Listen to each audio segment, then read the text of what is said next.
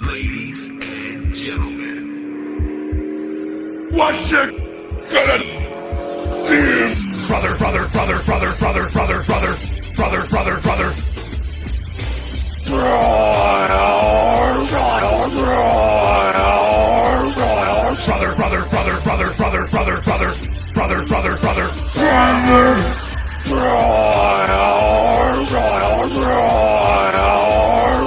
The only thing I can say, what a difference a year makes. Well, you know you're brother.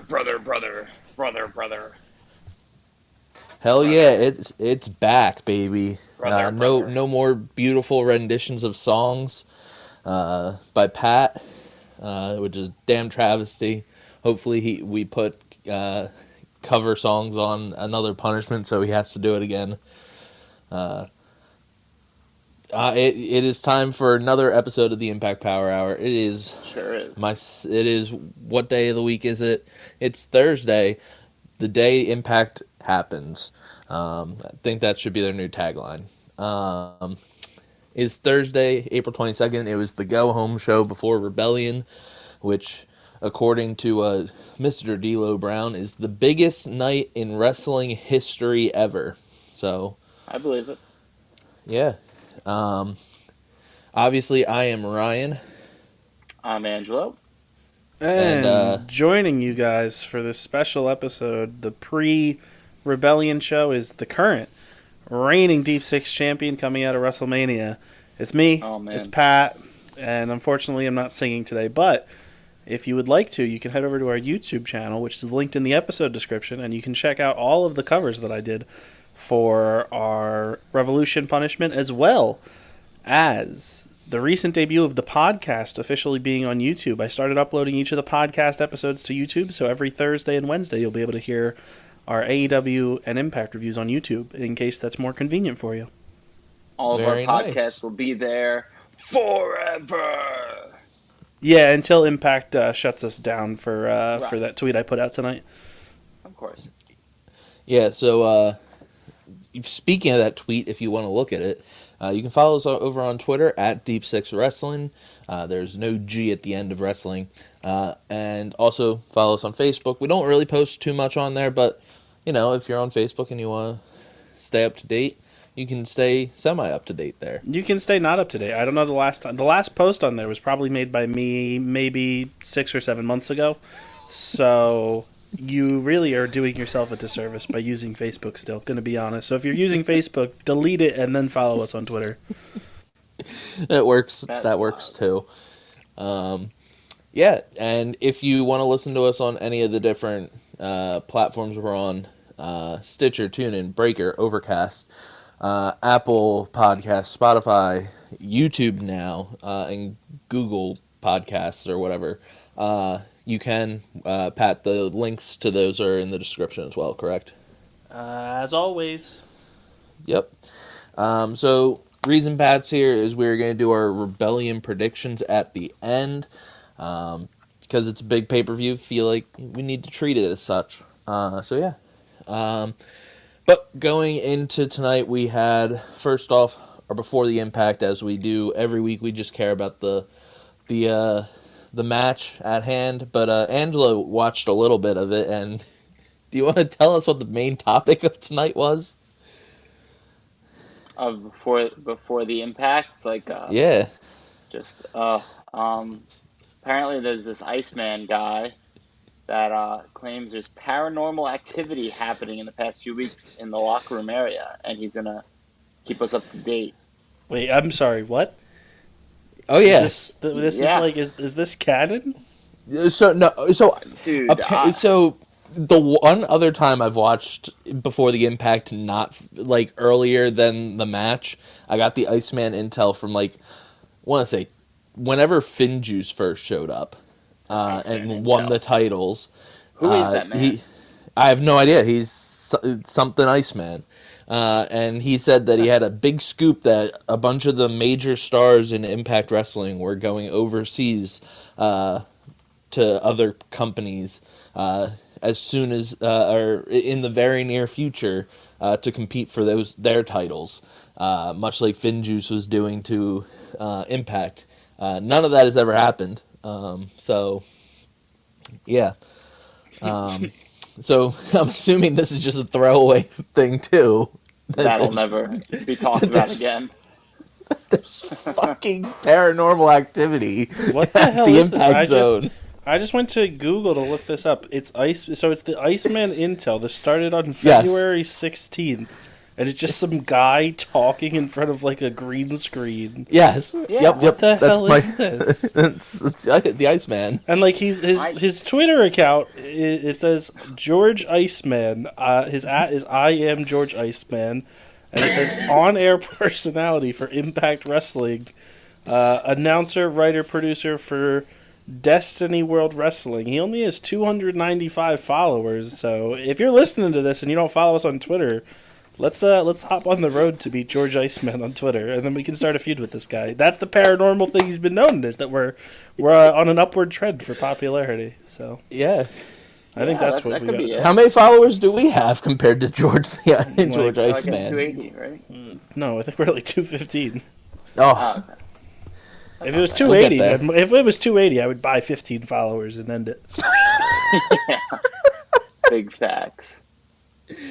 yeah. So before the Impact match this week was Falaba versus Madman Fulton versus Petey Williams, and at ringside were their tag partners from the match at Hardcore Justice. So in Madman Fulton's corner was Ace Austin, Falaba had TJP, and Josh Alexander was in Petey Williams' corner.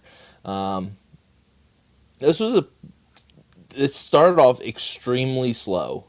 And by like extremely slow, I mean literally, I believe for about a minute and a half, Madman Fulton and Falaba just stared at each other, and Petey Williams just like chopped their chests and they no-sold it. And then Petey Williams was just like, all right, maybe I should run at them. And then he runs at them, and they just turn towards him, and he just falls down. After that, match kind of picked up, but, I mean, it's a Falaba match, so when he was in to take the brunt of the offense or deliver the offense, it was really fucking slow. Madman Fulton, I felt like did not get a chance to shine in this match too much. I felt like he was like the third person that everybody didn't care about, because it felt like Falaba and Petey Williams were doing the offense for the most part, and Madman Fulton and Ace Austin were focused on TJP for no apparent reason. Also, TJP randomly came out with a broom and kept on trying to sword fight with Ace Austin, so that's something that happened. Yeah. I was here for the Canadian Destroyer, and I did not get a Canadian Destroyer. So they played with my heart. They teased that Petey Williams was going to hit a Canadian Destroyer off the top rope on Falaba, and that did not happen as such. Yeah, he also attempted a Canadian Destroyer on Madman Fulton, and it was basically the did. same spot from The Falaba one from Hardcore Justice, where he just kind of goes over, and then Madman Fulton like stayed standing. Petey Williams ends up picking up the win. He has Falaba up on the top rope. Josh Alexander comes over and pushes Falaba and Petey Williams off the top rope. And Petey Williams pins Falaba. And Madman Fulton wasn't there because he was on top of he was at the top of the entrance ramp with Ace Austin as TJP was backing them up with his broom. Yes, this is a real thing that happened before the Impact. Like I said, it was a fine match, nothing to write home about. Main show begins with Decay versus the Good Brothers. This was a really, really quick match for the opening match of the night. It was, but it proved its point, and honestly, I was super impressed with Crazy Steve today. Yeah. This was just basically all-out action the whole time. Props to the Good Brothers. They seemed... I think that their turnaround since losing the titles has been fantastic, because it feels like they got a wake-up call and now actually care about getting the titles back and care about wrestling. which is great because they're really good in ring when they care. And Crazy Steve was basically the main guy for Decay doing all the craziness tonight. Black Taurus was in there for a bit, nothing too long, which is a shame because I've been on the Black Taurus bandwagon since he showed up. The Decay's fall from grace since becoming Decay has been pretty quick. They formed. Rosemary said they were going after all the titles, and then they immediately have lost like basically every week since doing that. It feels like. So yeah, that's something. But during this match, I mean, this was If you want to continue about the match, sorry. Yeah, during this match, it was just really fast paced. It was probably the fastest paced Good Brothers match that we've had since they've shown up on Impact. Absolutely. Which is good because it shows that they can go with like the smaller, faster guys. I do just want to interject and say I haven't seen the match, but I would say at least their matches in AEW, like the trios matches with them and Omega, I feel like those were very fast-paced things for them as well. Yeah, but you have to think about like who they're paired up with. Like they were paired up against the Lucha Bros and Laredo Kid for absolutely. But the point is that they held their own. Yes, specifically like Doc Gallows, who I feel like people always kind of just say is like a guy very slow. Very slow. Like the fact that he can go with them is something to note. Yeah. And I've said that before. Like Hardcore Justice, him and Black Taurus had a pretty damn good match considering. Like there was literally no build to the match. It was announced the day before. I felt like that. Like I said, since they've lost the titles on Impact, they've definitely been performing better. And if you don't watch AEW and only watch Impact, then you wouldn't realize that they've been doing a lot with AEW weekly. After the match, the Good Brothers win with a Magic Killer, by the way. After the match, we get the Good Brothers cutting easily the best promo they've done since they've shown up. Easily. No doubt. I mean, it was just passionate, and they showed that they actually cared, and that was a lot of Ryan and I's problem with their run so far, is they're just so lackadaisical, and I get that's their, persona, but it's just not entertaining as a fan to watch someone that's like half-assing it in the ring. So they came out here with passion in the match. They came out here and gave a really strong promo how they want to win the titles again, be back on top. And this is the fire that lit them up. So I'm all about it now. Yeah. Props to them. You always forget, like, if you watch like the first few months of their reign or their time in Impact, you've probably forgotten that Carl Anderson's actually really good on the mic, because basically anytime he's on the mic before, he's just like talking about Talking Shop Beer and their podcast and about how they used to be in WWE and Impact and New Japan, so we're the best. This was them basically running down everything that's happened since losing the titles, getting that wake-up call, realizing that they took things lightly with FinJuice, but that they're ready to show that they are truly the greatest tag team in the world and maybe in history. Definitely interesting stuff going forward. I think this is one of the matches that I'm looking forward to the most at Rebellion, is this match, just because I thought their first match was really good. And I'm really interested to see what they do with this storyline. Yeah, me too. At the end of this match, on commentary, Matt Stryker makes the announcement that Anthem, who is the parent company of Access TV and the parent company of Impact, has made major acquisitions that we are going to have to discuss and talk about later on in the show. I asked Pat what these could be. I looked it up, tried to find out what acquisitions they could be. Pat talked about how there's a report that Impact had signed 3 new people. Taylor Wilde being one of them, which we've known about, Rachel Ellering, and a mystery third person. So he thought that could be it. I looked it up. I was like, that's a weird thing. Like, normally you'd just say Impact would sign them, not the parent company. Right. And so I looked up, and the only thing that Anthem's really done lately is they bought out Invicta FC, which I thought was like a soccer promotion or a football team. Nope, it is a all-women's mixed martial arts company that has produced the likes of Shayna Baszler, Chris Cyborg, and Amanda Nunes, who is the current bantamweight champion in UFC, and apparently wants to make them a major player in the mixed martial arts field. So my guess is that they're just going to try to get them a TV deal, would be my assumption, since they've never had a TV deal before, apparently. But they never came back to these acquisitions ever again, even though they claimed they had to talk about them later on in the night. So that was strange. After this, we're told that leading into commercials tonight, we will be hearing from the different wrestlers in the locker room, talking about their thoughts on Rich Swann and Kenny Omega.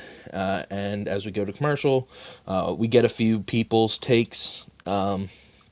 Matt Cardona, we get Gia Miller, we have just a splattering of random wrestlers on here. And this would happen throughout the night, as I said. I believe Josh Alexander was on at least 2 or 3 different times, so that's something. And then and when we come back from commercial, we get Violent by Design promo, basically talking about how it seemed like this promo didn't really, like, it was a mix of a promo that they had already cut like weeks ago, because Eric Young starts talking about how he's going to ruin James Storm's 1000th match again, which has happened almost a month ago at this point. Right. And then then swaps to talking about Rebellion, and how you asked for this fight, so we're going to give it to you at Rebellion. And yeah, nothing about the match later on tonight that he'd have that I totally forgot about until midway through the show when they talked about it. After this, we have Susan with Deonna Purrazzo coming out for Susan's match against Tennille Dashwood, who comes out with Caleb with a K, who is rocking some fire pants. Half of the pants are dark green, half of the pants are bright yellow. Fire. I would rock those daily. It would go so well with my Viking sweater, my black and white Viking sweater. I feel like those are 2 combinations you just can't get enough of. This was a fine match. This was probably the most action I've seen Susan get in ring, without the match being tossed out because she has hit somebody with her shoe. She did not go for her shoes at all throughout this match. That's something. She did go for her phone to tell, because she was apparently upset that Caleb was taking pictures of the match, and said that she took her phone out and said, "I'm filming you. I'm going to report you." Just basically being the biggest Karen, or biggest Susan in this case, that you can be. Tennille actually cared about this match for the most part, and Tennille wins. Then she cuts a really good promo. She calls Deonna to come into the ring, and basically says that, Deonna's kept on asking for competition. She's kept on asking for somebody new to step up because she's tired of facing Jordan and her friends. Well, guess what? I've stepped up, and just a reminder, if you didn't realize, Deonna, if I had never wrestled as part of the Women's Revolution years ago, then you would never have gotten a job in any company, and you wouldn't be Knockouts champion like you are today. And remember, I've never lost to you in any company we've ever been in. Deonna kind of walks off. Some might call that a reach. Yeah. I mean, I guess you could say that she's just pointing out that, like, before, like, the women's revolution, WWE, a lot of companies didn't care about women's wrestling, but Impact has always really, I feel like, cared about women's wrestling. Like, that's They been one of the, actually probably the biggest selling points for Impact and TNA over the years has been that their The women's Knockouts division has has been really good. actually- Yeah. they were getting main events before WWE was getting main events. So Yeah. Like, if this was WWE and they were cutting this promo, yeah, 100% you could say Emma helped, or Tenille, helped pave the way for, like, a focus on women's wrestling on TV. But, yeah, it's definitely a reach to say that in Impact. After this, we get Brian Myers cutting a promo about Matt Cardona. And finally, after what feels like probably the entire year, Brian Myers has removed the eye patch. it's about damn time. He can see clearly, and he sees that Matt Cardona is just trying to steal his spotlight. He's just trying to ride his coattails like he has for the past 2 decades. And yeah, this has been a really fun feud. I've really enjoyed it. I really want to see what they do here because I think that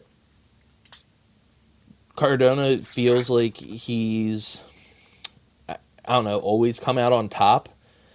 Yeah. Whenever these guys have been fighting so far, and I would love to see Brian Myers pick up the win. That's how I mean, we'll go into it in our predictions. Yeah. But that's kind of how I'm feeling about it because of what you just said. Cardona is the one that, like, clearly keeps coming up on top, and he's the one that just seems like he's looking like the better person of the two. But, I mean, I think this is Brian Myers' show to run with, so we'll see. Yeah. I think the one thing you could say that, like, Matt Cardona hasn't won was last week's Pick Your Poison stuff, where Matt chose Jake something against Brian Myers, and Brian Myers kind of cheated to win, and then Brian Myers was like, "Hey, I'll just choose the top heel in our company to go after you," in Sami Callihan, which was more kind of pushing forward the narrative of Callihan and Trey than Matt Cardona and Brian Myers, but yeah. I'm interested to see what happens on Sunday. Then we go to another commercial, and again, more wrestlers giving their takes. Then we get Sami Callihan, when we come back, cutting a promo with his damn computer, basically, talking about how he's going to end Trey's career. He's going to make sure that Trey can never stand. He wanted it to be where Trey and himself were standing tall together in the Impact Tag Division and on top of the entire Impact locker room. But when Trey turned him down, he realized that the only thing he can do is try to end Trey's career, and he would do that by breaking both of Trey's legs so he can never walk again. Cool. That seems fair. Yep. It's definitely not the weirdest promo of the night. No. After this, we've got Shira versus Jake something. Shira comes out with Rohit, and Rohit has some new merchandise that he's trying to... We didn't know this match was happening. Nope, they never talked about this match at all. And as this match started, Pat walked in the door, so Pat got to see his boy. Pat, what did you think about this? It was absolute destiny. I didn't watch a single moment of this match. I couldn't tell you the finish. I just know Shira won. And all I got to say is I'm proud and match of the year candidate in my eyes. Yeah. Yeah. Are you proud? Are you the match of the year? You're precursing that with I haven't watched any of it. Yes. Exactly. He won. That's all that matters. All that matters to me is the result. Yeah. Do you feel like a proud papa? The only thing that would make me feel more proud is if Shiro was on the pay-per-view on Sunday. But as of now, he's not. They can always add a match for you. Yeah, or apparently just not announce it. If they need a Impact moment of the week or something for the show, just have like Shira's debut or something. where he's dancing. Dance highlights. Can that just be the whole thing? Can it just be a compilation of the Shera Shuffle? Yeah, that's worth. I mean, I wouldn't be shocked. They gave us an entire Rob Van Dam Sabu match last pay-per-view. That happened in 2019. Yes. So after this, we've got Shera wins via cheating. He was about to get pinned by Jake something after Jake hit the black hole slam. Rohit got on the apron, distracted the ref, and then Jake went over to try to yell at Rohit, and Shera got up behind him. Jake turns, walks right into Shera's finish, and 1, 2, 3. That is it. I'd try to tell you what the move was, but every time he wins, it's by something different. So can't tell you if that's his actual finisher. It's a man of variety. I like it. It's like Walter. He has a bunch of different moves that can end matches. So is that you saying you want Shera versus Walter? That's me saying yes. I would like that. Okay. After this, we get the weirdest moment of the night, which is Trey Miguel in his gym with some old guy that is apparently his trainer. Yeah, we've seen him before. Yeah. He got beat up a month and a half ago, yeah. Yeah. And so they're talking about the match, and Trey Miguel says that his goal at Rebellion is to chop off Sami Callihan's legs and get them mounted in the lobby of their gym. And then to follow that up, we got a montage of Trey Miguel working out shirtless with some weird music playing. This was the strangest thing I've ever seen on a wrestling show in 2021. That isn't The Fiend. Okay, no need to scream in our ears. I'm sorry, it didn't show that I was screaming on my end. It shows I'm still in the green. But yeah, that's my thing. Is other than Alexa Bliss and The Fiend and Randy Orton storyline, this was the strangest thing I've ever seen this year. Pat, do you have something different?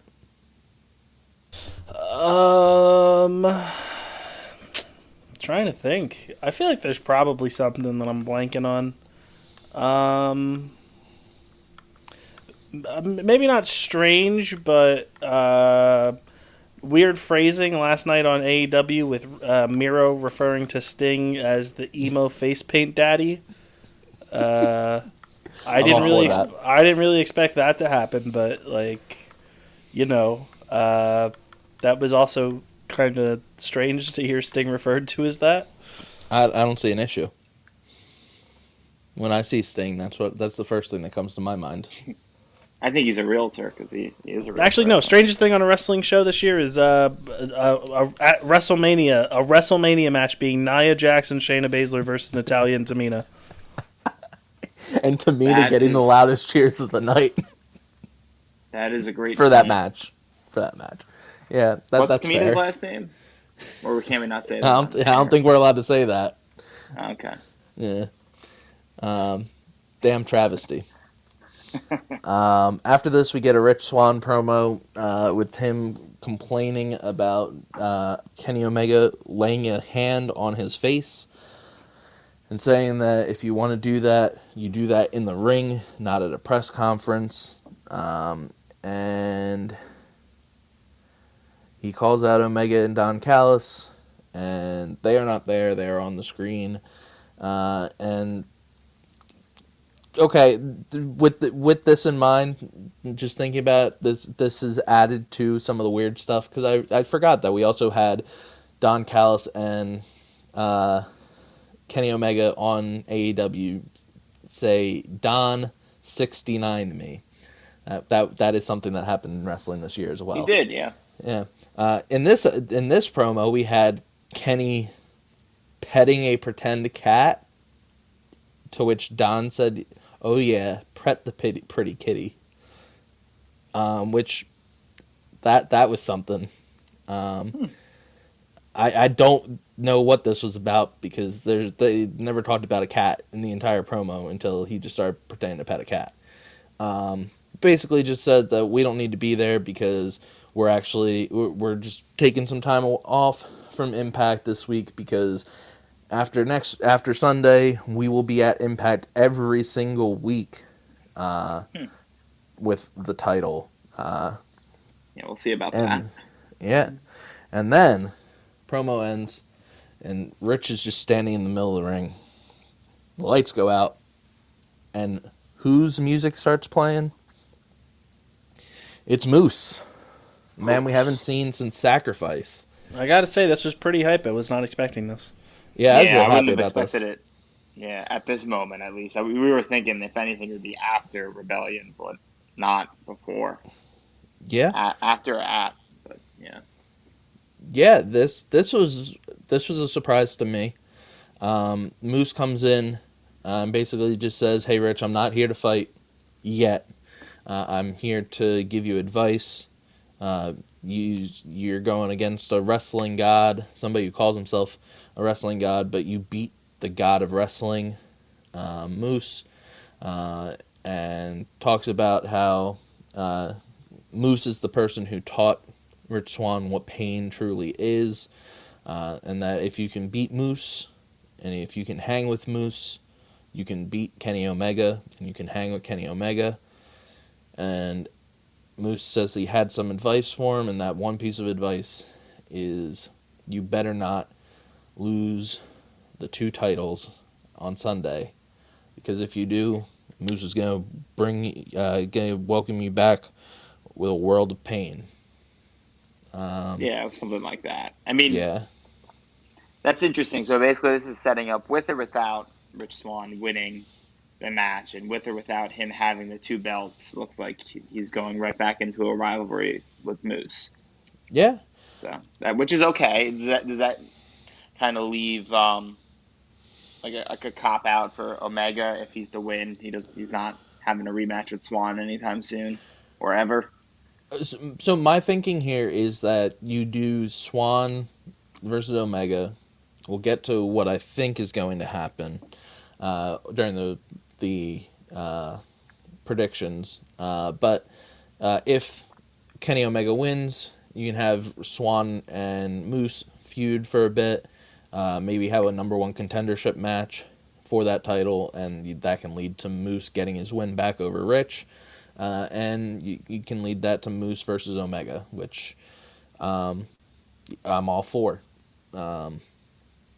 See, I don't watch Impact regularly, but I think that this could be setting up a more interesting thing where you could potentially see.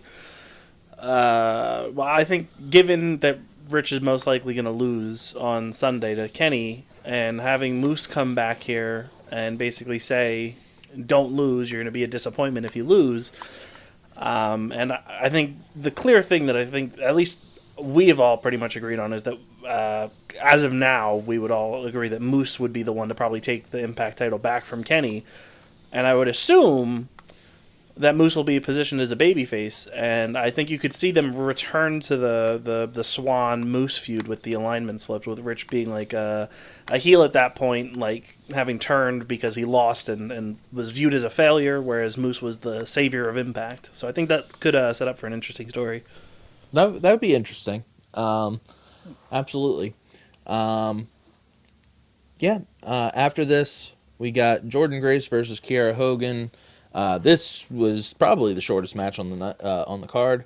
Jordynne is basically dominating Kiera and is about to win. Tasha gets in, interrupts the match, gets it DQ'd. And so Fire and Flava are taking it to Jordynne, and out comes Rachel Ellering to make the save. And Jordynne reveals that if you haven't recognized, it's Rachel Ellering. Yes, that's Paul Ellering's daughter. Wow. Yeah. She got released from WWE last year as part of the cuts. She's been like out of action for like basically 2 years with a major leg injury that she said she was very vocal about once she got cut. about WWE misdiagnosing it and trying to get her to rehab it quicker than it was supposed to, which made it have complications, which is why she asked for her release, and it was granted. And then she is, at least last year, she was dating / engaged to Chris Hero, formerly known as Cassius Ohno, and both of them had made statements saying they weren't going to wrestle during the pandemic. They weren't going to do indies or anything like that because they didn't want to travel during it. So I guess they, at least she, sees an opportunity that, pandemic's kind of settling down, it seems, a bit. And if you get another TV deal, you don't have to be traveling on the indies every single week. So, yeah. Good to see her back. And her and Jordan are going to be definitely a tough team to mess with. And this ruined everybody's first predictions of the weekend, because one of our bonus questions was, who is Jordan Grace's tag team partner going to be? Yeah. None of us had that. So I'm assuming we'll get to that in our predictions. After this, we get our flashback moment of the week, which is a number one contendership match, against at Rebellion last year for the X Division title, which Chris Bay won, which would lead to Chris Bay beating Willie Mack for the X Division title last summer. Then we get a Finjuice promo. Angela, I should ask, how did you feel about that flashback moment of the week, since your boy was in that 6-man match, or multi-man match? Your boy Suicide. I mean, no comments. No, I don't want to talk about Suicide. Don't get me started. Then we got a Finjuice promo. It's one of these recorded promos that they've cut over in Japan. I thought this was a really good one as well. Last week's was pretty good. This one I felt like was a little better. It was better. It felt like better quality, but also just straight to the point. It wasn't them just running off accomplishments of them and Gallows and Anderson. It was mainly them just saying, hey, Gallows and Anderson, you keep on coming up with excuses. You said you didn't take it seriously. You got a little cocky, and that you're too confident, and that's the reason you lost. But really, the reason is that we're just better than you, and that we're the best tag team on the planet, and that we will show everybody that we are the best again at Rebellion. But we hope that Gallows and Anderson are fully awake, that they are ready to go, that they don't overlook us again, because that will lead to a better match. But then afterwards, you guys will have to get horizontal and sleep it off, because we are going to put you to bed. I thought that was a really good promo. And yeah. That takes us to the ending of this show. We get a super long video package outlining how we got to Omega versus Rich Swann, running through the events of Sacrifice, running through how Omega even started to show up on Impact, running through basically the 2 matches that Swann has had against Omega in multi-man matches so far this year, at Hard to Kill and on Impact Television the other week. Going inside the press conference last week, again, some stuff that wasn't aired on the press conference, including a promo from Kenny Omega about how he is the best manipulator, the best at the mind games, and that that press conference showed to him that Rich Swann needs to get at the end of the line, because he does not deserve to play with the big boys, which definitely interesting. And yeah, that would lead us to our main event, which is Eddie Edwards versus Eric Young, with Violent by Design and James Storm, Chris Sabin, and Willie Mack at ringside. This was a really good match, as you'd expect from Eddie Edwards and Eric Young. Again, crazy to think that this is the 3rd match of the 3 matches that Eric Young said he taped with Impact, that he had his torn ACL on. Yeah, that's why you said expect a good match, but not necessarily, because we knew of Eric Young's injury going into it. Yeah. And also, like, he said that this was a 20-minute match they recorded, and I was like, oh, Impact doesn't really do 20-minute main events. The clock struck like 9:35 when the entrances started coming out, and I was like, oh, we are getting like a Yeah, 20-minute match. no joke. Yeah, this was fantastic. These guys are two of the. The weird thing, one thing I do want to say is, during the stare down at the beginning of the match, it was either D'Lo or Matt Striker said that Eddie Edwards and Eric Young's battles at the beginning of Impact and TNA are what put TNA on the map. And Eddie Edwards wasn't in TNA in 2002 when it started. I don't think. like, No. like I'm pretty sure that Eddie Edwards is like a more like mid 2000s guy or 2010s guy that showed Yeah, up. Not I'm he's not pretty certain. somebody that put Impact on the map or TNA on the map in the early Unless 2000s. he was on like the Team USA or Team Canada team or something ridiculous. I don't know. Yeah, but these guys have really good chemistry. Clearly, you would not be able to tell that Eric Young has a messed up ACL. He was going basically full pace, I felt like, the entire night, doing stuff from the top rope or trying to do stuff from the top rope, diving off, or not really diving off, but getting sent off the apron at least once, maybe twice. It was just an all-out match, and it definitely speaks to the professionalism that Eric Young has, to not try to, like, if there's certain people who would be like, you know what, I can't do this, which respect, because it's a torn ACL, that's a major injury, but the fact that this man wrestled 3 different matches with a torn ACL, apparently, is just insane. Yeah. And all of them were, none of them were like him taking, like, being in like a tag team match where you can just rest up on the side. It was a hardcore a hardcore war match, where everybody was basically involved. This match and a singles match against James Storm, all of which were pretty long affairs. So definitely props to Eric Young. Eric Young wins with a roll up, to which Matt Striker, I had to rewind it because I was like, what was the finish of this match that like Matt Striker's so exuberant about? It was a roll-up, and Matt Striker screams out, he's done it, he's won it with a move, a wrestling move. Yeah. We gave Josh Matthews so much shit for this type of stuff. Just call it a roll-up. It's like, I know.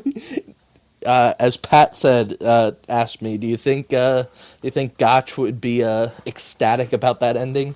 Absolutely not. Absolutely not. Carl Gotch would not be excited about that. He'd be like, it's just a move, buddy. Right. But then all Violent by Design and Sabin, Storm, Edwards, and Willie Mack brawl, and that's how the show ends. I would give this a thumbs up.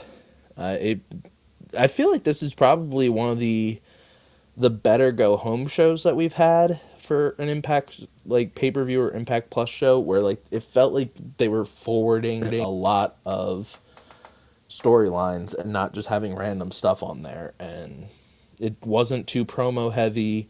The in-ring stuff was for the most part really good, and yeah, I'd give this a thumbs up.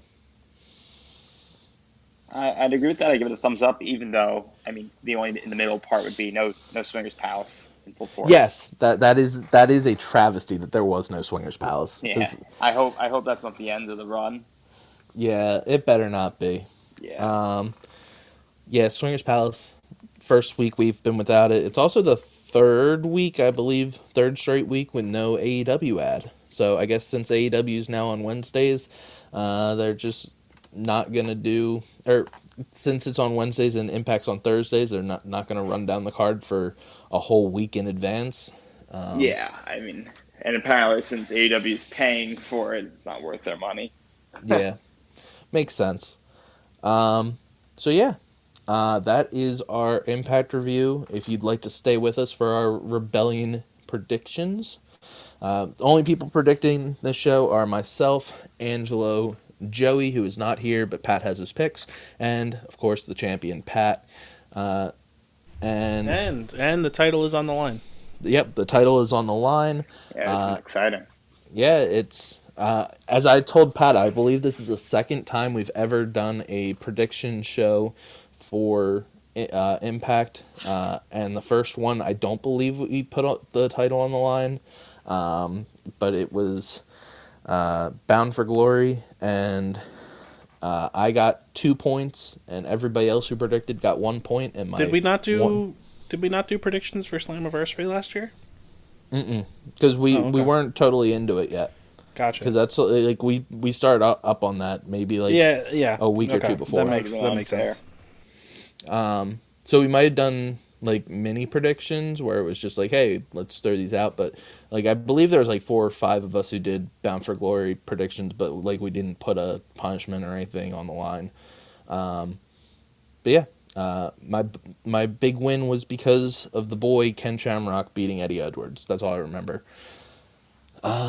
Yeah, so kicking it off, if you need the card for Rebellion, we've got Jordynne Grace and Rachel Ellering versus Fire and Flava, Kiera Hogan and Tasha Steelz for the Knockouts tag titles.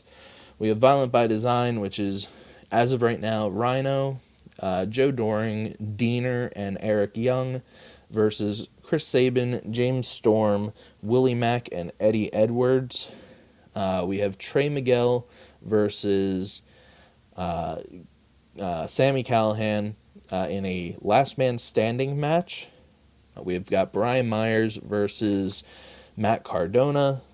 We've got the triple threat between Ace Austin, TJP, and Josh Alexander for the X Division title. Deonna Purrazzo versus Tennille Dashwood for the Knockouts Championship.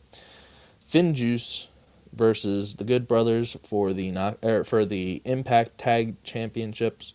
And we have Kenny Omega versus Rich Swann in a winner-takes-all title-for-title match. Winner gets AEW's world title and the Impact Unified title. So, without further ado, let's start it off. Pat, since you normally lead off the predictions, you want to choose? You want to start first with what match we're going to choose or start with? Yeah, I can take the reins from here and lead us through since I have everything in front of me. We're gonna do the the Knockouts tag title match first. So as Ryan said, it's Fire and Flava versus Jordynne Grace and Rachel Ellering. We should.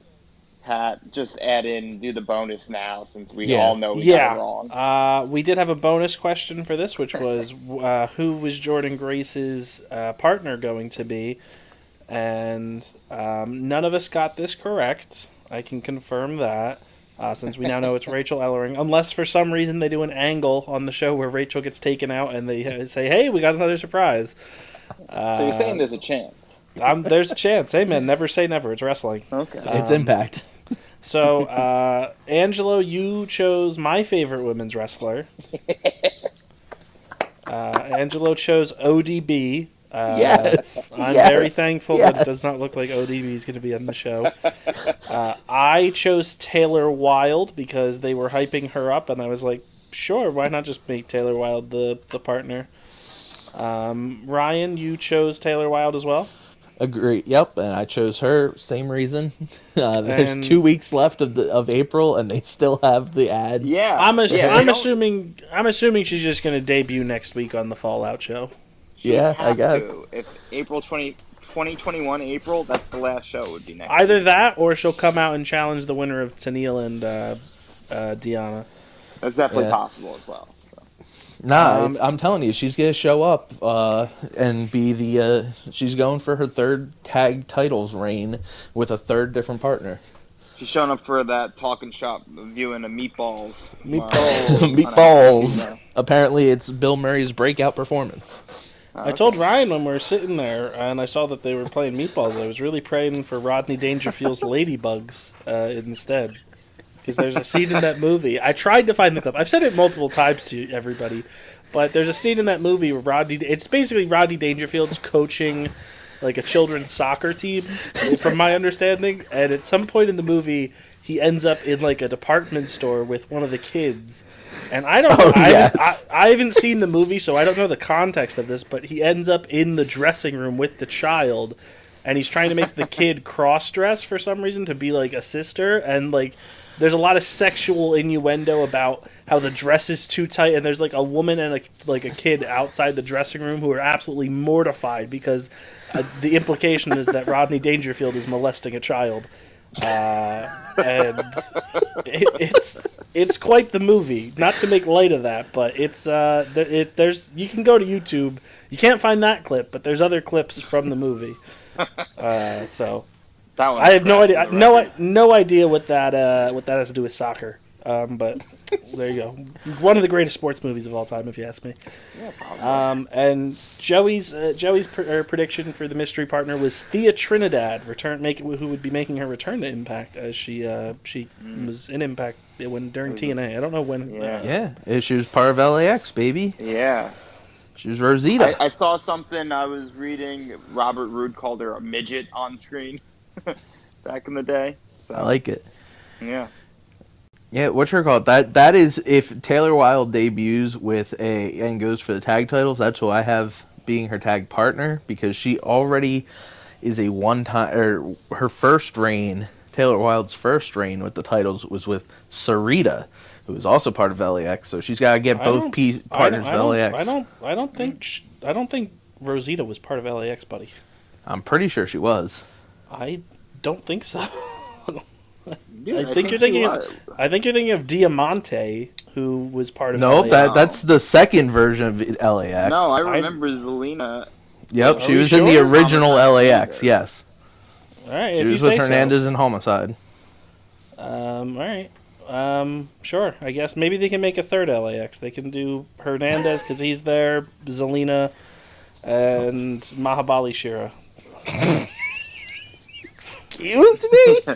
Just redo the angle that WWE or WWF did, where Sergeant Slaughter defects from America to Iran. Mahabali Shira can defect from India to Mexico. Nah, Rohit already tried to do the LIX, the Latino Indian exchange, with Hernandez, and Hernandez turned him down. So, sure. All right, I can spoil this one. We all have Jordynne Grace and Rachel Ellering winning the tag titles here. Yep. So I don't have anything else to say. I don't watch Impact regularly. The Knockouts tag division is pretty dead. Feels like they need new champs. Yeah. Yeah, I mean that's what happens. They had the champs lose last week in a non-title match in 3 minutes. Yeah. Yeah, that's true. In street clothes. Nobody was wearing wrestling gear. I see no issue. Up next, we have our 8-man tag match, Violent by Design. As Ryan noted, it is all of Violent by Design. Eric Young is still listed for this match, though, with his diagnosis obviously happening a few months ago. One would question if he's still rehabbing or what's the deal with his ACL. So Eric Young's status, I think, is in question. Considering he when he announced he had his ACL, when he tore his ACL, he said that he was scheduled to go in for surgery the week after that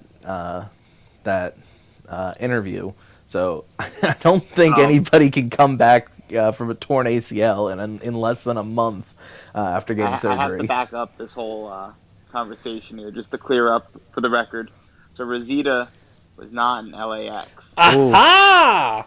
I'm right. She was part of Mexican America, which was after LAX. It was after the first initiation of LAX, and of course Hernandez was in it still. Okay. So I feel pretty proud that I got that right. Yeah. All right. Who was Mexican America? It was Hernandez, Anarquia, Rosita, Sarita. Who the hell is Anarquia? Yeah, that's a great question. I don't really remember him. Oh, it's a guy. Hernandez. I thought it was a girl. Yeah, no, it's this guy. But yeah, I remember Rosita and Sarita. They had the tag team titles. Okay. And I think Cerrito was in LAX, or it just felt like LAX because it was just the same thing, Mexican America, LAX. But This guy looks like a nutshell. knockoff. This guy, the Anarchia, looks like a knockoff Chavo Guerrero. Yeah, that's what I was about to say. Yeah, just looking at him. That's interesting. Yeah. Okay, anyway, moving on. Obviously, again, we have this VBD match. Again, they're taking on the babyface team of James Storm, Chris Sabin, Eddie Edwards, and Willie Mack. Ryan, what do you got for us, buddy? So, I have Violent by Design, and my reasoning is that I don't think you want to have Violent by Design trading off wins with this other faction of just 4 random guys put together, back to back. I don't know. I feel like Violent by Design they need to have consecutive wins, as a group, considering they're an actual faction, and Eddie Edwards, Willie Mack, James Storm, and Chris Sabin are literally just 4 baby faces they put together and said we're the heart of Impact. They just need to keep on. Like, if you're going to be a major faction, major heel faction, you need to get wins regularly. And I don't mean Eric Young getting a singles win against Eddie Edwards tonight. Angela, before I go to you, is that something they've actually been dubbed? Are they like the Heart of Impact? Is that like... That's not like their name. That's just what Matt Stryker just calls them, because he's always been like Eddie Edwards. That's his like nickname. I know that's it's the like Heart Eddie's of Impact. Yeah. But like every time that they all come out, Matt Stryker always calls them the heart and soul of the Impact locker room. Okay, interesting. I can. Angela. Yeah, I chose Voodoo by Design, but for like a less well thought out reason. It was mainly because Willie Mack's in the match, and he's been the king of eating pins since mid 2020. You're not wrong. Now, what you're called? Each team has a guy that eats pins for a living. So yeah, that's very true. Yeah, but realistically, I mean, besides that, my thinking is if Eric Young's not in this match, that means they're bringing in a new member of Voodoo by Design. So it's possible that they don't want to just immediately lose with that new person. We'll see. Yeah, that probably makes quite a bit of sense that you wouldn't want to have a new member immediately joining the team and losing. I have also gone for Violent by Design. I think I'm going to go similar to Angelo's thing here. Less about the Willie Mack thing, since, again, I didn't know he was eating a bunch of pins. But I just think that if Eric Young is not going to wrestle, which I don't think he will be, I don't think you bring somebody in and then have them immediately lose.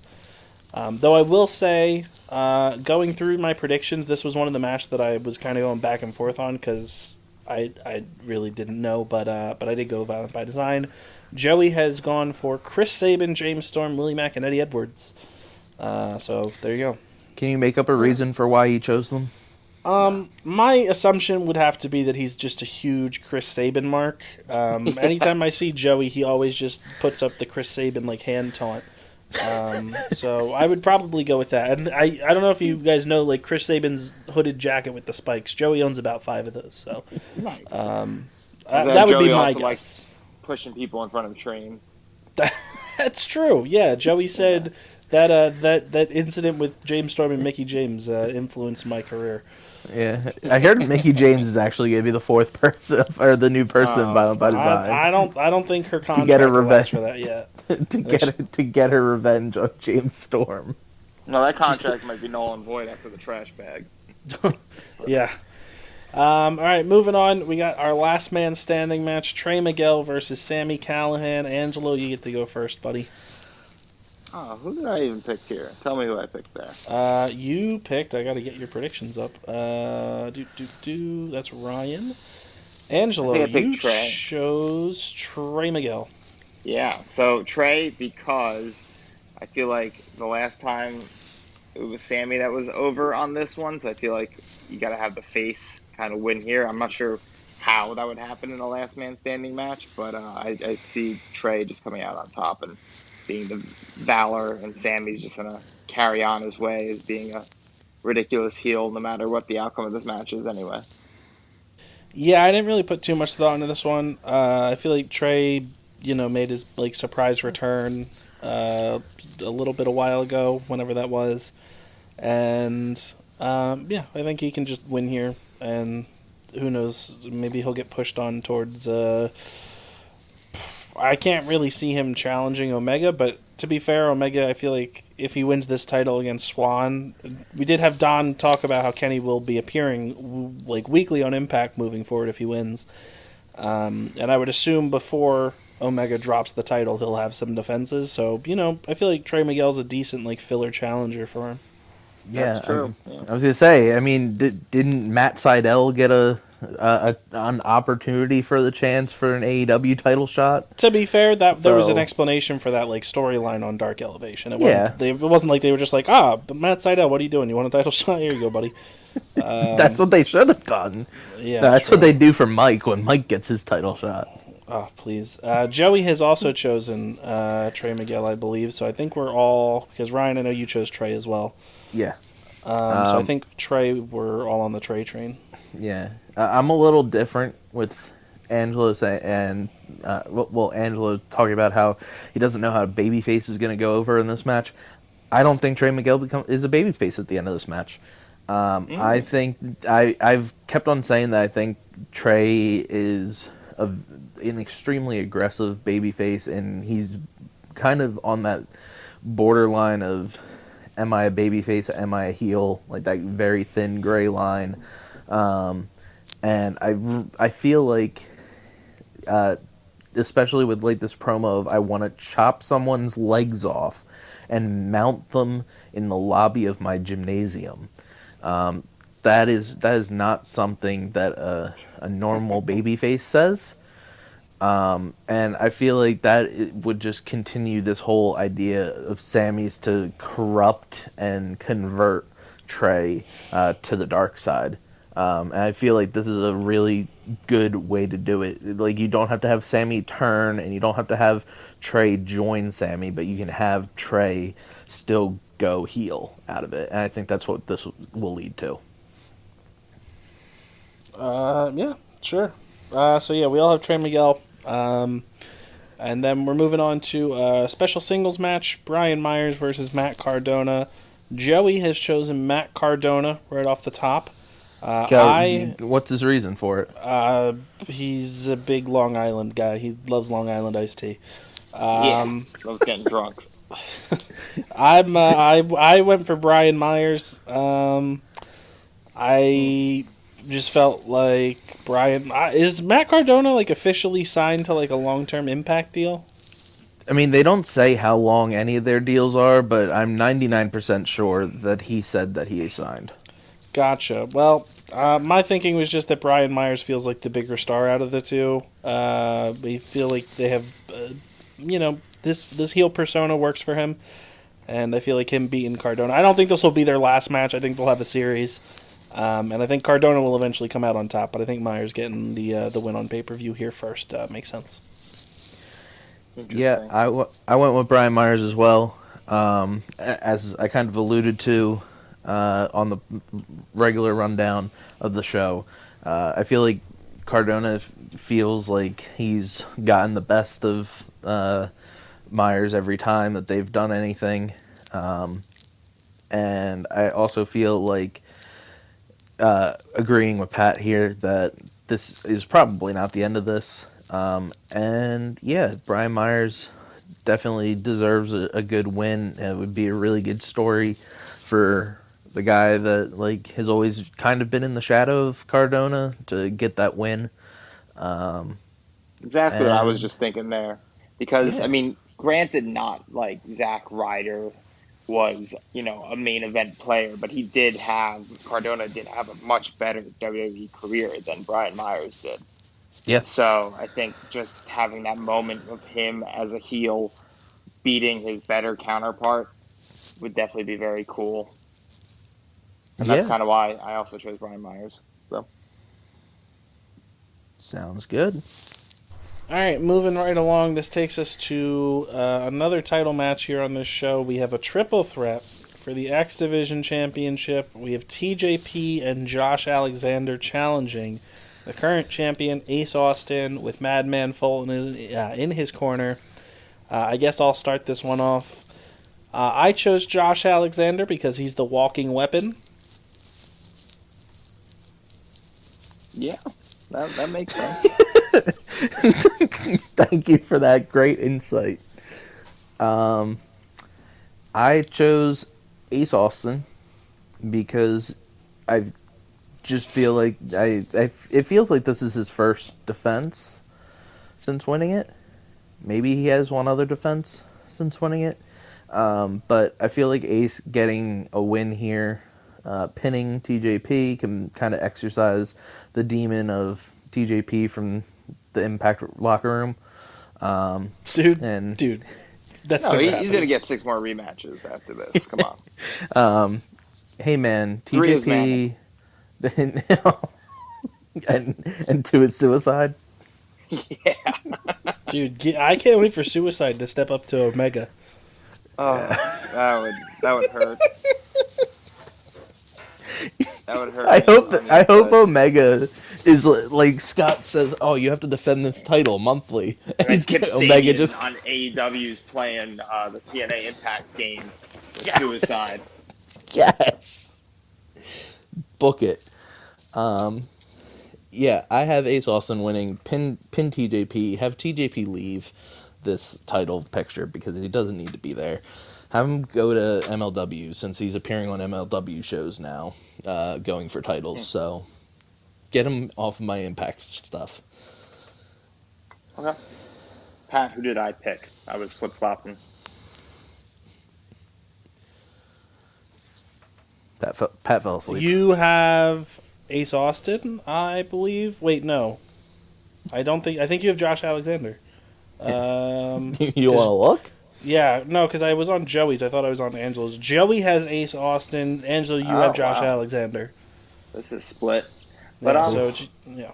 Okay. Yeah, no really comments besides what you said, Pat. I mean, I'm not sure if this is the right time for Josh Alexander to win, but I mean, he's a rising star in the singles Every division. time's the right time. My thinking here is Josh Alexander pinning TJP works better for having Ace Austin playing up like the whiny heel who claims he got cheated because he didn't get pinned. Whereas if Ace Austin pins TJP, you have this like badass looking Josh Alexander. I don't want him coming out saying, "Hey, buddy, you pinned TJP. Give me another title shot." I just don't think it would work as good. So I think give Josh Alexander the win.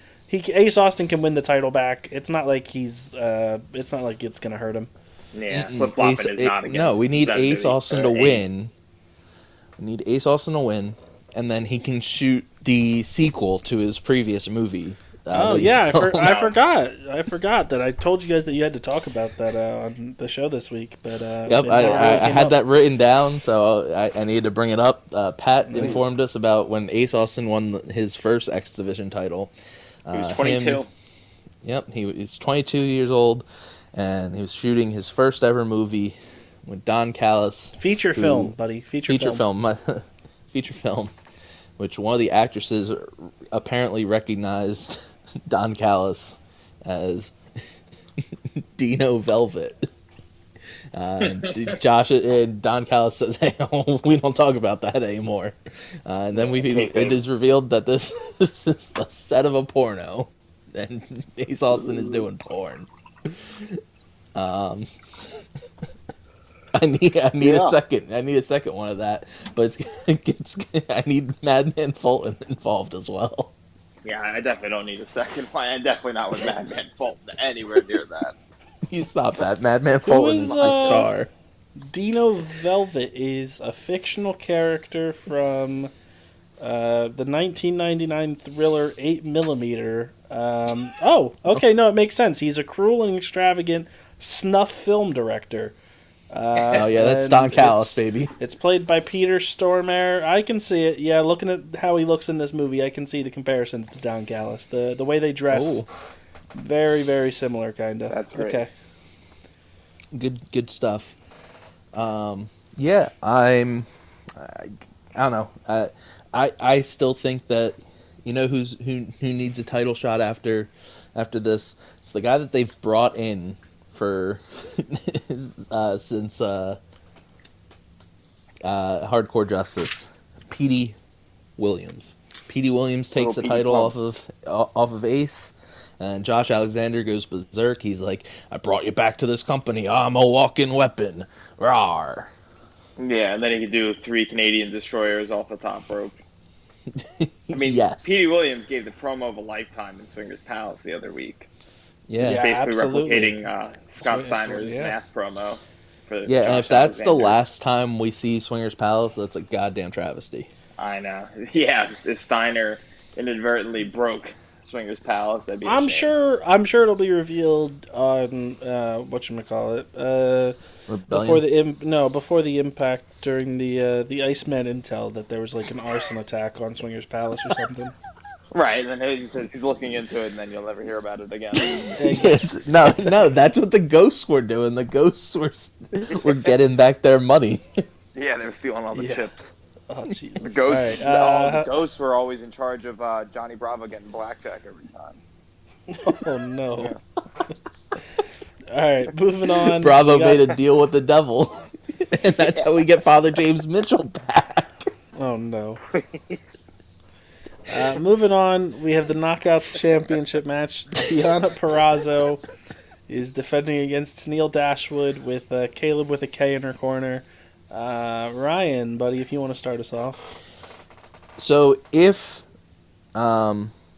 we didn't have this whole, hey, Su Yung just appeared, and Susan is trying to like pretend that Su Yung never came back, I would say Tennille is winning this match. But because Su Yung apparently is like half there, half not, I feel like the long-term story is Su Yung wants her title back from Deonna, since Deonna went 1-1 with her and then prevented her from getting her rematch because she got Father James Mitchell to exorcise her from Susan.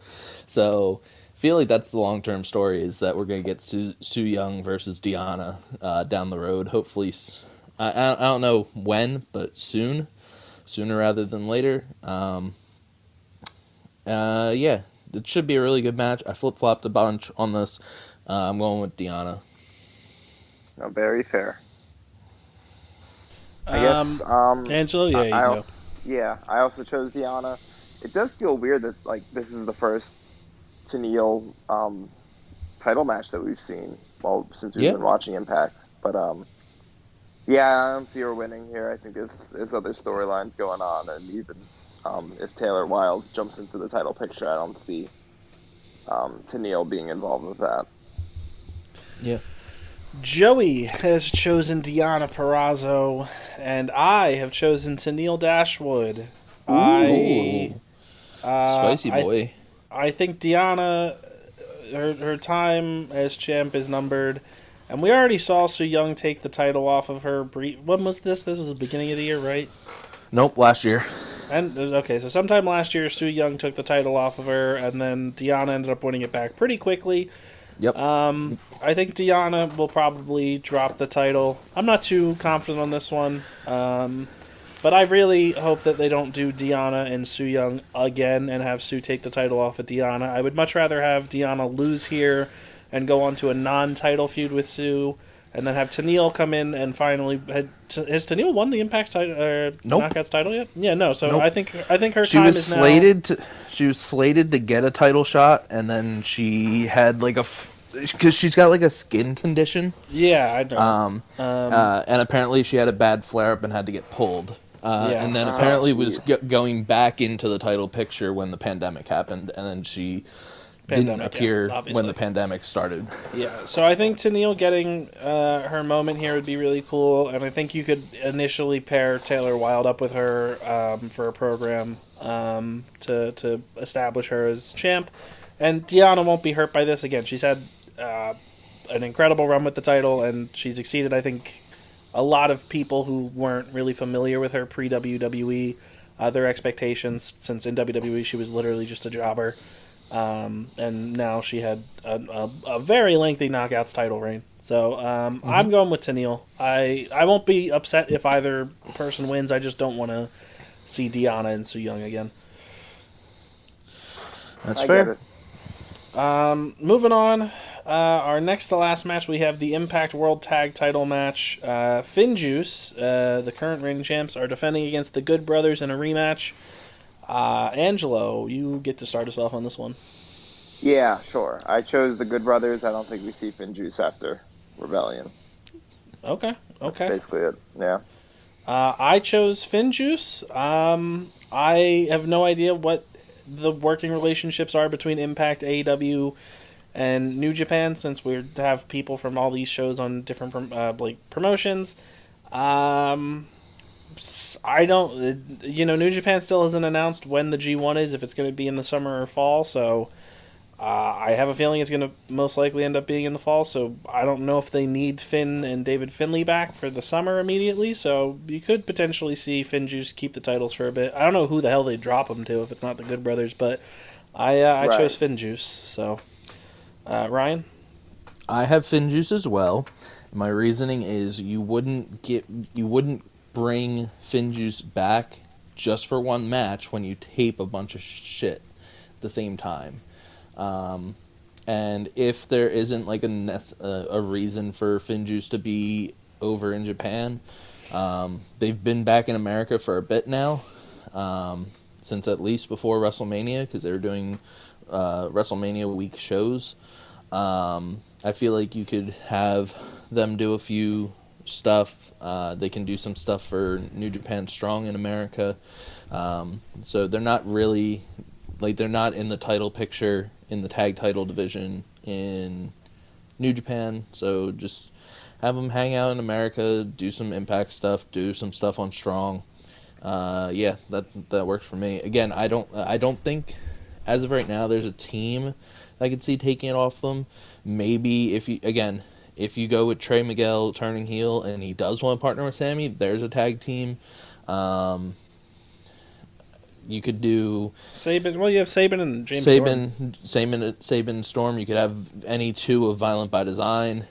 So there are options. It's just a matter of they have to kind of build them up, their credibility. Nothing's built up. Then you can have Brian Myers and Matt Cardona repair their friendship and go for the titles. Yeah, and they can just win by throwing action figures at people. Yeah, the Major Brothers. Joey has gone for the Good Brothers, and my assumption here is Joey chose Kenny Omega in the main event.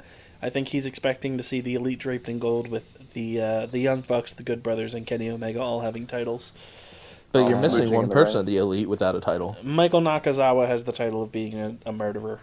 I wasn't going to say that. I was going to say Don Callis. Don Callis is not an active wrestler. He's an EVP of Impact. Of Impact Wrestling. There you go. He can create a title for himself. Also, Michael Nakazawa doesn't exist anymore. It's MT Nakazawa. Oh, true. And this takes us to our main event. It's title versus title. AEW World Champion Kenny Omega takes on Rich Swann, the Impact World Champion, in the main event of Rebellion. We all chose Kenny Omega here. Pat didn't go. He didn't follow through. I did not go double count out, no contest. As much as I still think it's a possibility, I was not going to risk it because I knew nobody else was going to take it. And so I got to play the game. If I baited anybody else into it, then I would be more willing to risk it, but since Angelo and Ryan were having none of it, and Joey seemed like he was just playing along to try and maybe get Ryan or Angelo to bite, I was not going to risk my pick on this. So Kenny Omega, I firmly believe Kenny is probably going to walk out with both titles. So I will say, Pat, the double countout, in my opinion, is definitely the second most likely outcome of this match. Trust me, I agree. There's no chance Rich Swann in no world do I see Rich Swann pinning Omega. Or submitting Omega. Yeah. Or, technically, he could just have Kenny Omega get counted out. It could just be a single count out. Jeez, please. That would be awful. Or a DQ finish. Oh, no. Dude, don't put this negativity out. Moose comes in, Moose spears Kenny Omega. See, my assumption... I saw you were going to lose the titles. We'll get into this when we... talk about the final bonus question, but there's going to be some level of shenanigans in this match. I think we all know that. Yeah. So it's just a matter of how it plays out. We'll move over to the tiebreaker real quick. So obviously we have to have a tiebreaker in case it comes down to a tie. So Joey's time was 21 minutes and 34 seconds. Do you guys know your times, or do you want me to just read them? Yep, I have mine. Mine is 24 minutes, 24 seconds. Okay, I think Angelo? mine was 22:12. And mine would be 23:22. Oh, So we're all really close there. We are all very close. I don't think this is a 30-minute type of. Yeah, ordeal, I think just 'cause 20 that's not what minutes Impact is. does. I think 20 Yeah. minutes is perfect. Yeah. We already took care of the one bonus question, which was who would Jordan Grace's mystery partner be. We all got that wrong. Next up, will Eric Young wrestle, or will he be replaced in the tag match? I said Eric Young will not wrestle. Ryan? I have him not wrestling. Angelo? Also not wrestling based on the injury. Joey has chosen he will wrestle. See, it's not totally outlandish, though. No, it's not. And technically, as long, by counting as wrestling, I think, as long as Eric Young is in the match, I think we got to count it for him. Exactly. He could be in the match and not touch a man. Yeah. So. Yeah. Then I did offer another bonus question that specifically says, if Eric Young does get replaced, who will his replacement be? I will say Joey had some trouble with this one because he originally wrote in no, no, no, and a thumbs down emoji, which is not a person. So I texted him during the show to get his actual pick. And I'm gonna be honest with you, I viewed the three of our options, and so I gave Joey some leniency and gave him an opportunity to go through picks. So his original replacement was Abyss, who I informed him then works for WWE. And then after that, he said, Crazy Steve. And I said, are you sure he's in the Decay? I'm trying my best to help. And then he said, I literally looked at the entire roster. Who could possibly be a replacement? And he finally settled on Kaz XL making his Impact debut. Who? Big Cass. Oh, Cass. I thought he said Cat. I was like, Kaz? I thought Cass. That'd be amazing. So that is Joey's pick. Joey has chosen Kaz XL. Cass XL, however you want to pronounce his name. So there you go. Ryan, you can tell us who you got. So going back off of the last time that I had to do predictions for an Impact show, and I had to be like, who's going to give me that big point to give me the win? It's somebody who hasn't been seen on TV for quite some time. He's everybody's favorite human being. He is violent by design. He is the most dangerous man in the world, Ken Shamrock. You really missed a big accolade here. You could have said the man who got The Rock to appear on Impact. You're right. That's instantly bigger than anything you said. No, he's the most dangerous man in the world. The first ever TNA champion, NWA TNA champion. Oldest man to do a suicide dive, maybe. That's up to. I don't know, man. Best. I feel like Terry Funk probably. No, I was gonna say like Terry Funk probably still does them. Please stop, sir.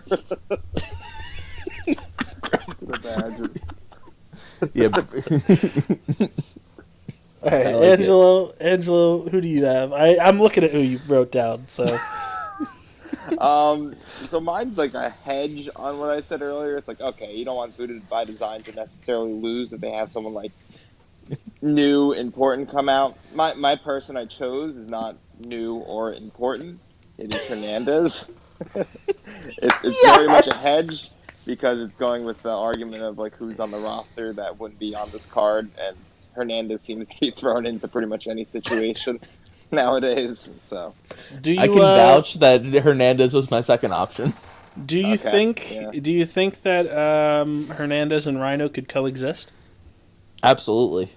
Yeah, and they can become a tag team that is going after.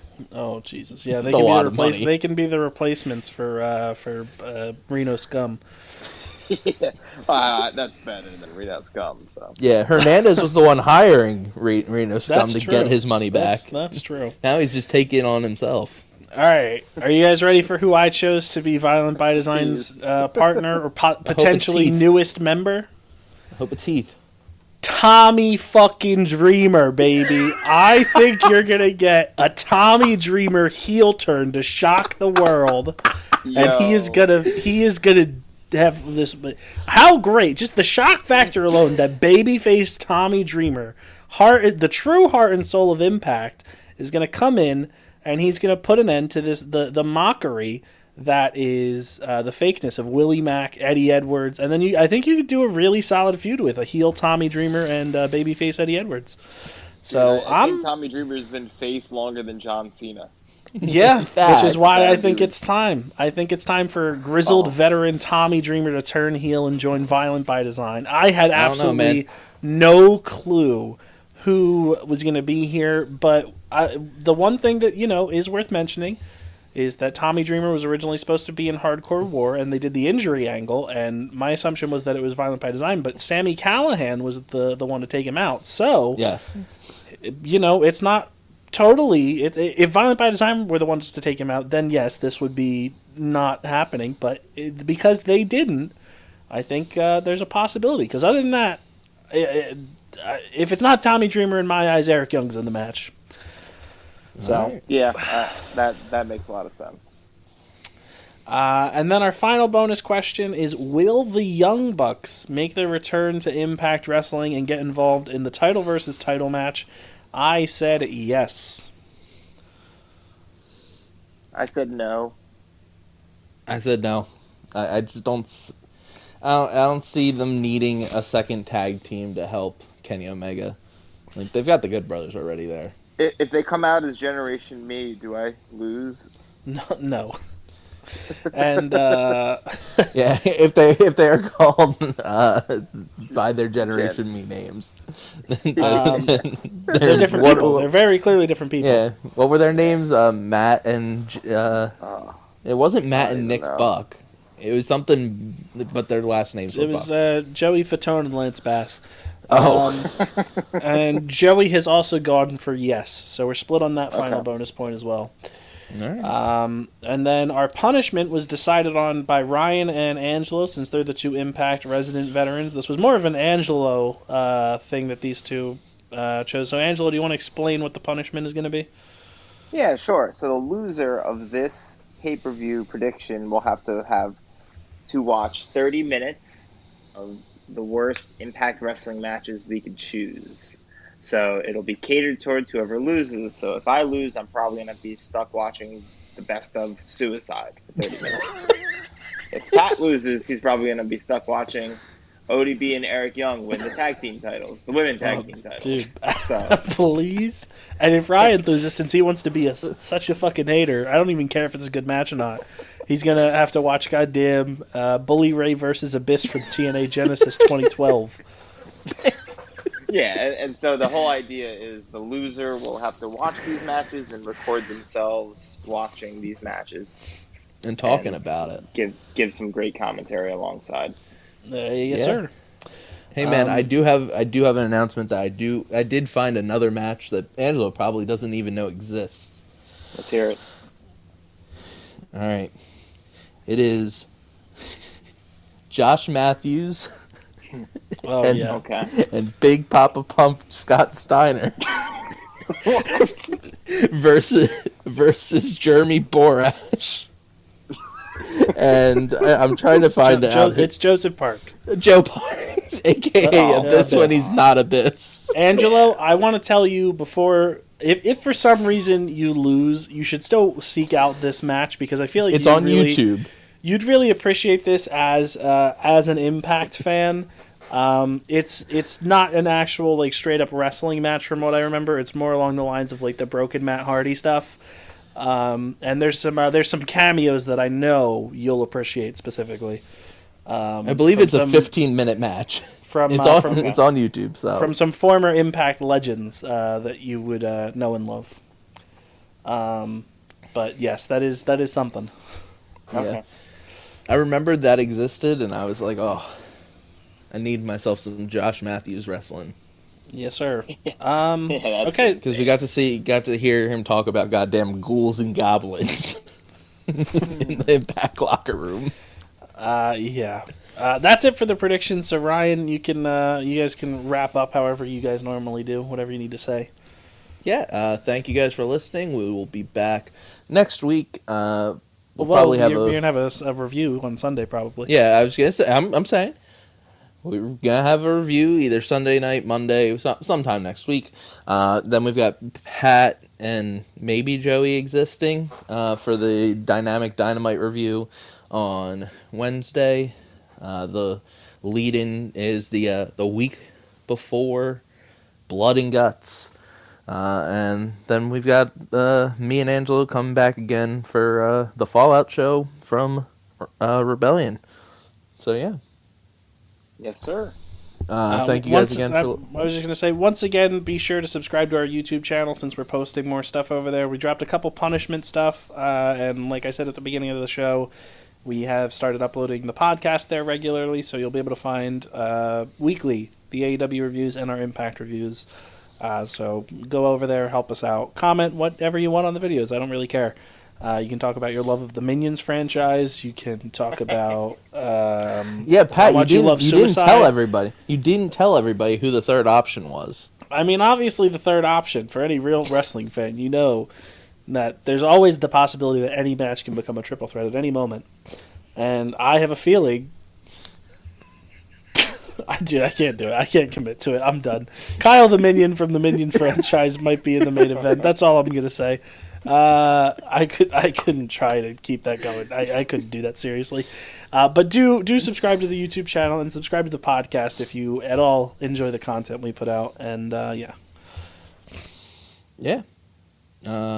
We will be back next week. So stay safe. Good night. And thanks for listening. Bye. You're that guy on Instagram that is Suicide's #1 fan and wears suicide masks. No, I'm coming for you, brother. Or the guy that commented on that Impact thing saying that we need more masked men of mystery like Suicide in our world title pictures. Yeah, I recorded his address and I'm driving there tomorrow night. Angelo's going to start a feud with you like he tried to do for Joey Janela. Yeah, Jelly Nutella. Yeah. Angelo, I'm just going to end this instead of a normal goodbye, I'm just going to ask you a question, yes or no. I don't want to buy you a cameo from the actual Suicide because, truthfully, that's not a thing.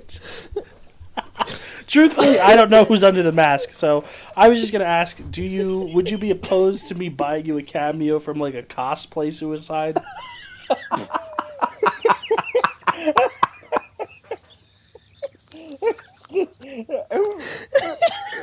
I can't even have the sentence. I don't think there's anybody that does that. Cosplay Suicide. This is the one openly admitting they're not the real Suicide. I mean, you know, there's clearly he has his fans. Oh my God! Okay, Ryan's dying, but clearly Suicide has his fans. So you know, I'm sure some people bought like replica Suicide suits. So I mean, I think they sell them. Your return on investment. So yes, yeah. I'm okay with you buying. You're down with it. Before we go, I'm going to Google Suicide. You're going to get some bad results. Costume. It's going to be Virgil in a Suicide mask. Shopping. Okay, there's a bunch of Harley Quinn costumes in the. I think it thinks I'm looking for the Suicide Squad. Suicide TNA wrestler costume. I think I should just set up the Cameo site. Direct. I think you should. Suicide. I really think you should. Text people like Suicide's a lie. $10, please. So I don't see any specific Suicide costumes. There's some Stone Cold Steve Austin and Kurt Angle ones coming up, but and they were Suicide? No, the closest thing I see is Kane. So unfortunately, maybe I'm sure there's somebody who's made like a homemade Suicide costume. Dude, there was that guy on Instagram that was wearing the Suicide mask. Yeah, so there you go. I'll message him and have him do the cameo. Yeah. Okay. Perfect. That works. Yeah, of All right. course. Oh man, no. So I did find it, Pat. Oh, you found a Suicide costume. No, the picture that you were talking about. What picture was I talking about? Is this from the official Impact? So we found out that Impact has their own eBay store that they sell random stuff on. Yeah. And Pat was like, "Oh, you should get that Mannequin Suicide signed poster." And I was like, "That's not a thing." Nope, there is a signed Suicide. Yeah, thank you. I knew I wasn't crazy. I didn't see that, but yeah, and Suicide's fucking $30. signature is Suicide with a smiley face under it. Really, you're just paying for 2 Scott D'Amore signatures. You mean 2 TJP signatures, buddy? Yeah, or 2 TJP signatures, or 2 intern signatures. That's true. I hope. Realistically. Yeah. Okay, I think that's going to do it. I think we've had enough fun here. We'll have a review. I don't know who will be doing it, but we'll have a review for the Rebellion on Sunday. So be sure to subscribe to the podcast, subscribe to the YouTube channel, and join us then. Bye. All right, thanks.